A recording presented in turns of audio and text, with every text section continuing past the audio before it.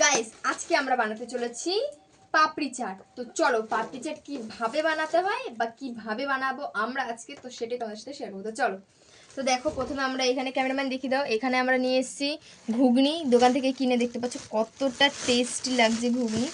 আর এখান থেকে কিনে নিয়ে এসেছি চুরমুর, এটাকে আমরা বানাতে পারবো না তাই এটাই আমরা কিনে নিয়ে এসেছি। তো চলো ফার্স্ট লাগবে একটা বোল নিয়ে নিলাম, তার ভেতরে লাগবে, আমরা যেহেতু আলু দেবো না তাই ঘুগনি দিয়েই শুধু করব। তো এখানে ঘুগনি নিয়ে নেব,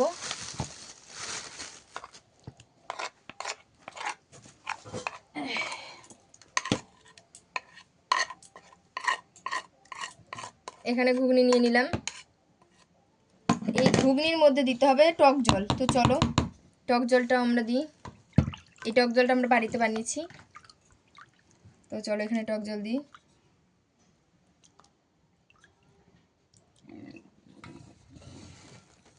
তবে এটাকে মিক্সড করব।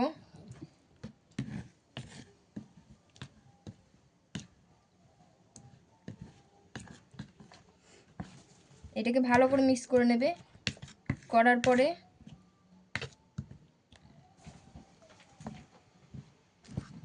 এবার আস্তে করে এখানে চুরমুর দিতে হবে। তো এই যে 3টে চুরমুর নিলাম প্রথমে, বেশি না, এই এতটাই, ব্যাস এতটা ভাগ হবে, দাও।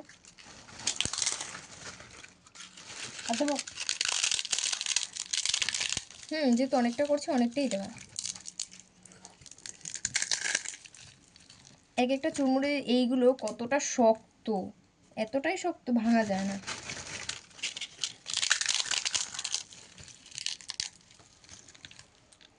তো চলো এটাকে এবার মিক্স করব।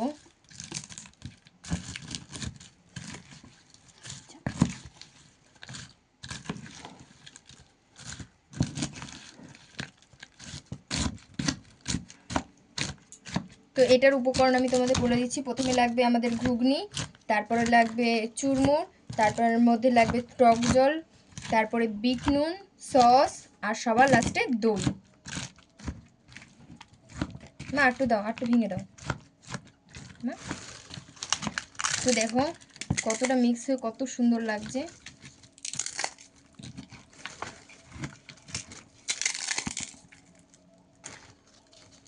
আরেকটা দিয়ে দাও, ছেড়ে দাও, পুরো গুঁড়ো করে দিয়েছি। তো গাইস দেখো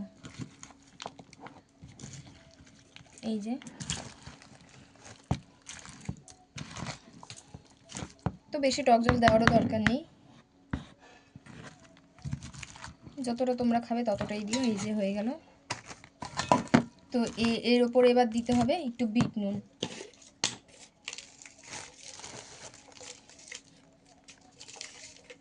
একদম অল্প একটু বিট নুন দেবো, হাতে পরিমাণ মতো।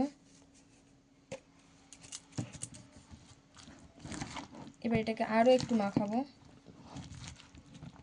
যেহেতু এর মধ্যে ধনেপাতা, গাজর কুচি, বিট কুচি দেওয়া ছিল, তার জন্য আমরা আর এক্সট্রা কিছু করে দিলাম না। আর যদি দেওয়া না থাকে তাহলে তোমরা অবশ্যই দিয়ে দিও। হয়ে গেছে।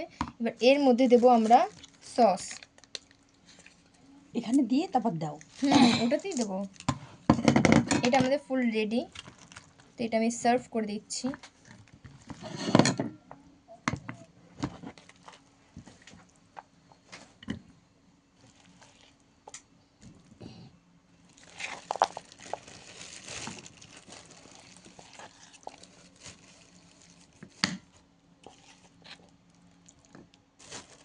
আমি 3টেতেই সমান সমান সার্ভ করলাম।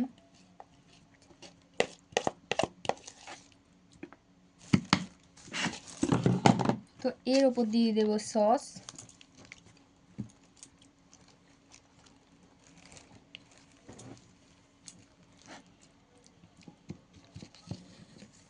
তারপরে দিয়ে দেব দই।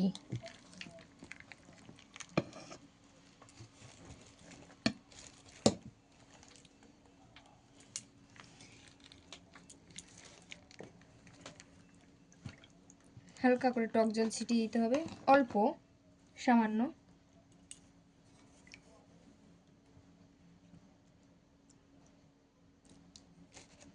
তো চলো এটা আমাদের ফুল রেডি, তোমাদেরকে আমি ভালো করে সার্ভ করে দেখাই।